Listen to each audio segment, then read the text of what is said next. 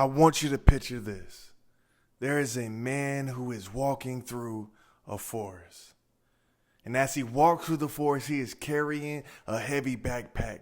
And the backpack is so heavy that it is dragging him down, slowing him down with every step. But the man continues to walk through the forest. And he starts to notice that his body is aching, his muscles are tired. And as he looks around, as you look around, you start to notice that people are passing you by, but they don't have backpacks on. And you start to ask yourself, and the man starts to ask himself, why can't I keep up? Why is it so hard for me? But what the man doesn't realize, what you don't realize, is that the backpack that you are carrying is full of rocks. And these rocks are unresolved emotions from your past, old grudges, past failures, pains, regrets, things that the man has been carrying so long he hasn't even noticed the weight anymore. But if that man decided to stop, and if you decided to stop and open up that bag, he would realize that there were rocks in there. And as the man started to throw the rocks, he realized that the path was no longer as difficult as it was in the beginning. So what if I told you that your past is still controlling your presence? See, we all have stories in our minds, stories that are wrapped up in these powerful emotions, but here is the truth. If you don't go back and unpack them, those emotions are still running your show. You might have think that you've moved on, but your past is silently dictating your life.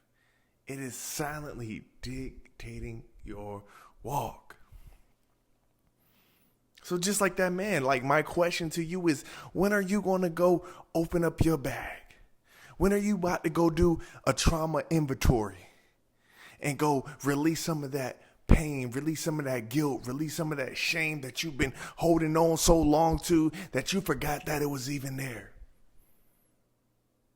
And in the words of an old wise man, who told you that you were not good enough in the beginning?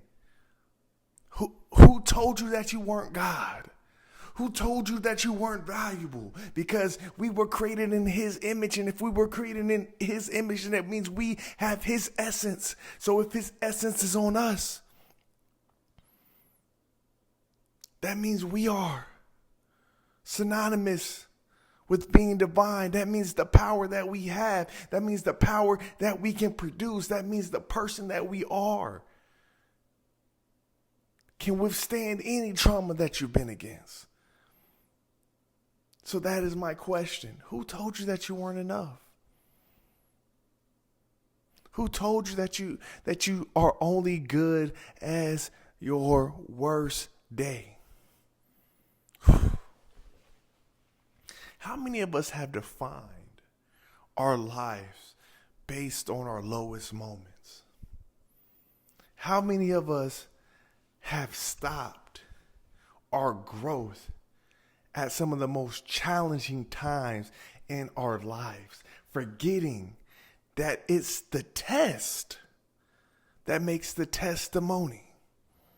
And if it wasn't for the hard times, the good times wouldn't be as sweet. And just like that old story about the butterfly in the cocoon and the caterpillar had no idea that he was going to be a butterfly. But it took the hardening, it took the darkness to develop him. It took the darkness to shape him. But if he would have still been in the same mindset of a caterpillar, when he came out the cocoon, he would have died.